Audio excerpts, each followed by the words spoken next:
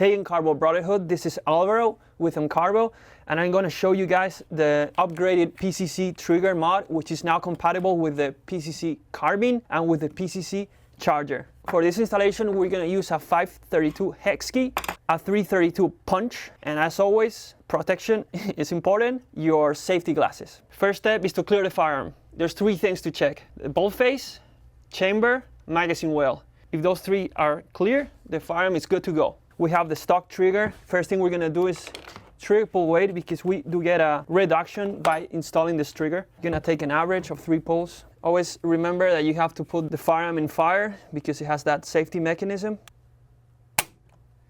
5 pound, 1 ounce.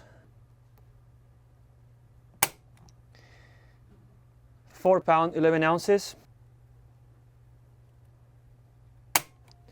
5 pound, 1 ounce. So we can see this trigger is pretty stable, around 4 pounds and 15 ounces. And let's see how much we can reduce that. This is a pretty simple installation, 532 hex key to get these retaining bolts out. So pretty simple, we take them out. I like to go to the next first so we can kind of balance them out. You can then hand untighten them once they're loose. So the receiver is out, and now we're gonna work on the trigger guard. Using the same 532's hex key, we can take the trigger guard pins out. Easy, just push them out.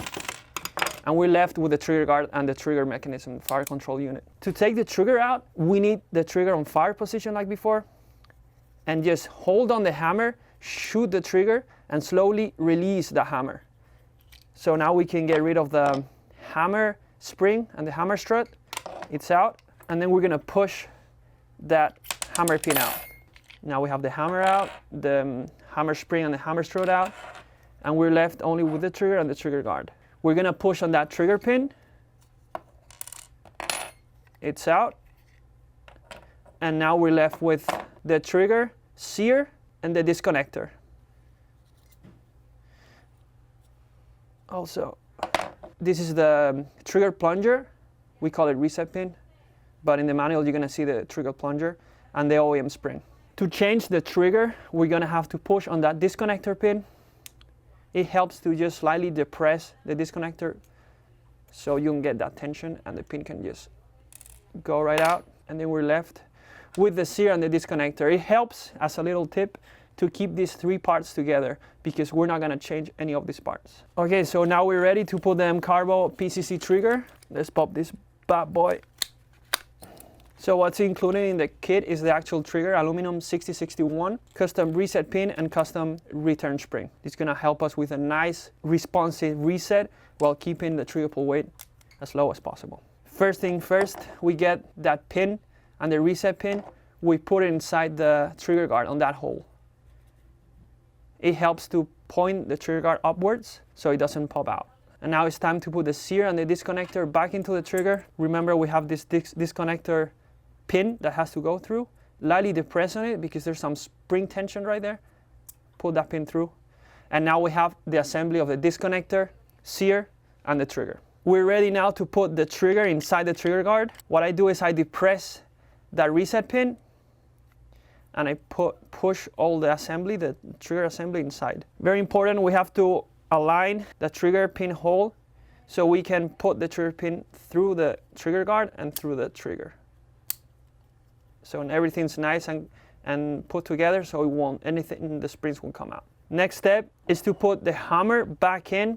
You push with the hammer down on the sear. You can see there the sear and the hammer and how they catch each other right there.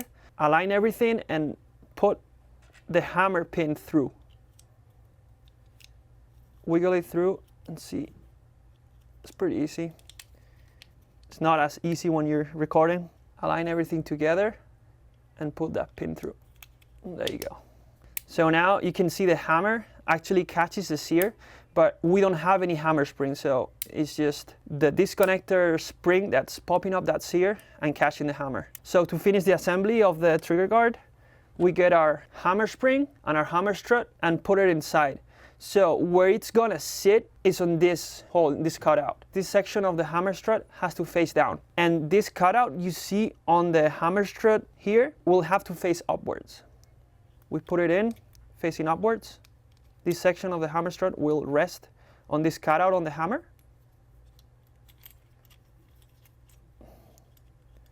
And then to check if you're doing it all right, just look at that section again. That part of the hammer strut is gonna protrude through. You see how it goes? This means I'm doing, the assembly is going well. So I push until I hear a click, which is literally that sear and the hammer clicking together. The M CARBO trigger is already installed in the trigger guard. Now we go back to the firearm. We get the trigger guard and we align this down and back on the firearm until we'll get those holes perfectly aligned. And we're just gonna hand push those pins in.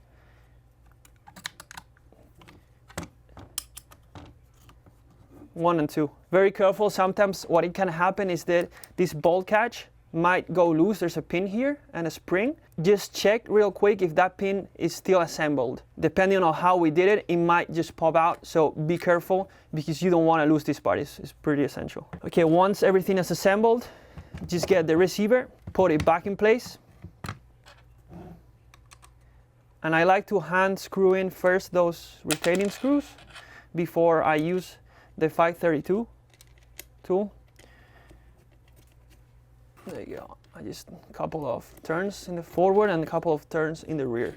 Make sure you don't over tighten these bolts. You just want them hand tight and it will be good to go. So now it's time for the function check. For that we have to pull the bolt backwards, reset the trigger, and just pull it.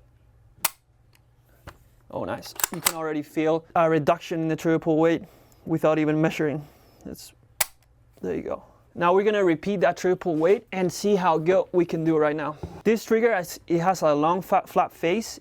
It lets you put your finger down so you got more leverage from OEM. So already with that geometry, it's gonna give you an extra trigger pull weight reduction, plus the reset pin will help you slightly more get a couple more ounces in. Let's do again an average of 3 pulls. Whoop, 4 pounds, 2 ounces. 4 pounds, 1 ounce, 1.5 ounces.